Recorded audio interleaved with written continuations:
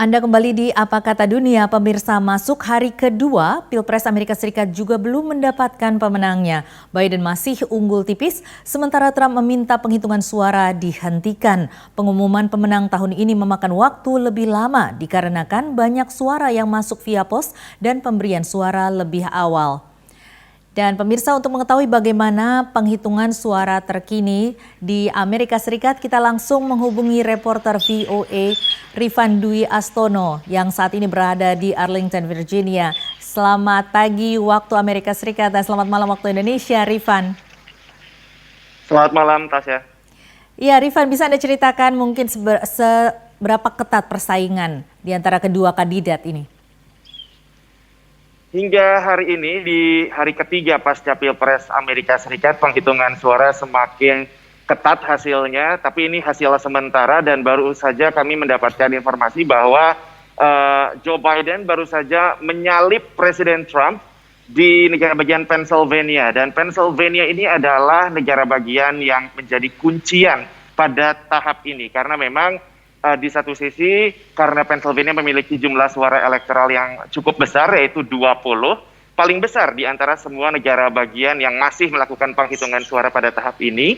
Dan di sisi lainnya, karena dengan mendapatkan Pennsylvania, maka hal ini kalau untuk Presiden Trump, maka ini akan mendongkrak perolehan suaranya yang sampai saat ini masih mengantongi 214 suara, masih mengekor Joe Biden. Sementara untuk Joe Biden, apabila ia pada akhirnya memenangkan Pennsylvania, maka ia akan mendapatkan kursi kepresidenan Amerika Serikat karena akan mendapatkan suara jadi totalnya 273 berdasarkan proyeksi VOA. Tapi sampai saat ini suara Biden masih berada di angka 253 dan proses penghitungan suara di beberapa negara bagian, Pennsylvania tentunya, dan seperti Georgia, Nevada, Arizona, North Carolina itu masih terus dilakukan dan suara ini hasilnya masih terus bertambah dan semakin bertambah suara elektoral, semakin sengit persaingannya. Bahkan ada yang hanya terpaut ratusan suara saja. Dan Joe Biden juga baru saja beberapa saat yang lalu merengkuh keunggulan di negara bagian Georgia. Padahal kemarin saat saya melaporkan untuk Apa Kata Dunia di Nusantara TV, Joe Biden masih tertinggal di negara bagian Georgia. Tapi lagi-lagi saya ingatkan, ini adalah suara sementara dan VOA sendiri belum memproyeksikan siapa yang akan memenangkan di negara bagian tersebut. Kita akan terus memantau dan melaporkannya tentunya untuk teman-teman di Indonesia bersama VOA. Tasya.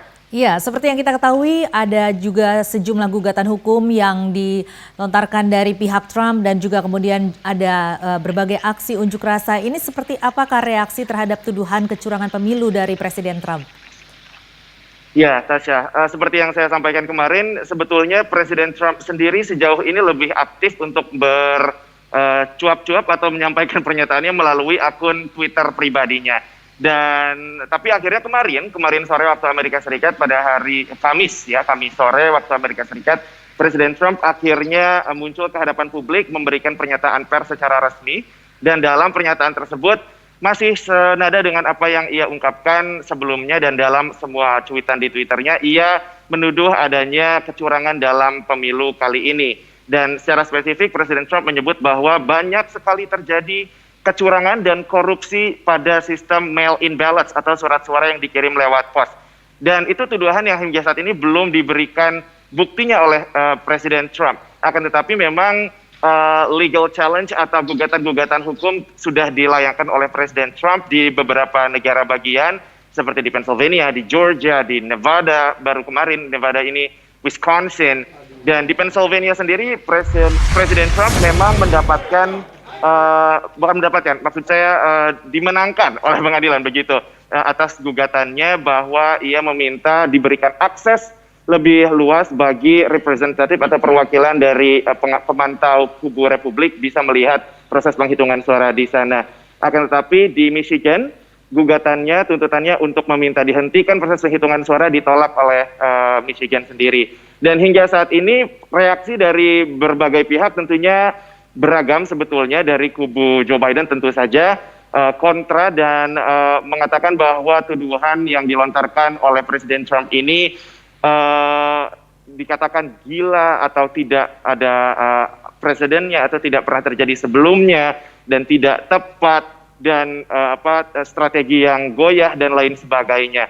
Dan di sisi lain, di kalangan masyarakat banyak sekali yang turun ke jalan, baik itu dari kubu pendukung Presiden Trump maupun dari pendukung Joe Biden.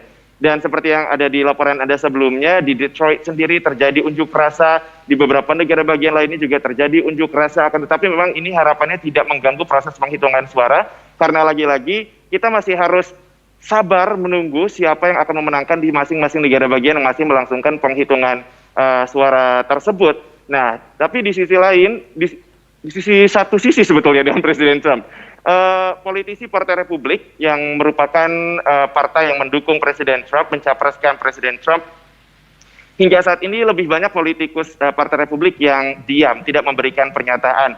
Tapi ada memang segelintir yang sudah mengeluarkan pernyataan dan ternyata beberapa di antaranya kontra dengan apa yang dilakukan Presiden Trump, seperti yang dinyatakan oleh Gubernur Maryland. Dia adalah politikus Republik, namanya adalah Larry Hogan. Ia menyatakan bahwa tuduhan-tuduhan Presiden Trump ini undermining atau merendahkan proses demokrasi yang sedang berlangsung, dan ia meminta agar pemilu ini hasilnya ya harus ditentukan oleh suara rakyat. Kemudian Mitt Romney, dia adalah senator Republikan yang juga mantan capres. Jadi ia pernah menjadi capres dari Partai Republik pada tahun 2012 saat berhadapan dengan Barack Obama. Mitt Romney juga tidak setuju dengan pernyataan Presiden Trump, tapi lagi-lagi sebagian besar dari politikus Partai Republik lebih memilih untuk diam dan tidak menyatakan sikap apakah menolak ataukah mendukung sebetulnya. Tapi kalau misalnya mau dilihat garis besarnya atau secara besar, sebetulnya gugatan hukum yang dilayangkan oleh Presiden Trump ini agak sulit kalau misalnya nantinya akan tidak semudah itu untuk bisa mencapai level pengadilan tertinggi di Amerika Serikat, Mahkamah Agung. Walaupun Presiden Trump sudah menyatakan bahwa ia akan pergi ke Mahkamah Agung dan menyengketakan pemilu ini. Karena memang ada beberapa hal yang harus terjadi sebelumnya, ada tahap-tahap yang harus dilalui.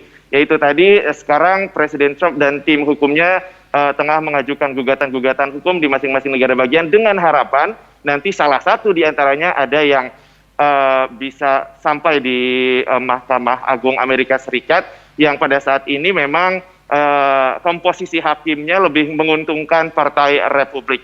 Tapi kita juga akan terus memantau seperti apa ke depannya proses gugatan hukum ini, apakah penghitungan suara juga bisa segera selesai. Yang jelas kita masih akan terus memantau tentunya bersama VOA, dan apabila Anda ingin melihat seperti apa perkembangan suara elektoralnya juga bisa mengunjungi voaindonesia.com, ada peta interaktif di sana, Tasya. Baik, Rifan, terima kasih atas laporan Anda. Kami masih akan terus menunggu hasil dari penghitungan suara pemilihan Presiden Amerika Serikat 2020 ini. Dan pemirsa, demikian laporan dari Rifan Dwi Estono dan tim dari VOA langsung dari Arlington, Virginia.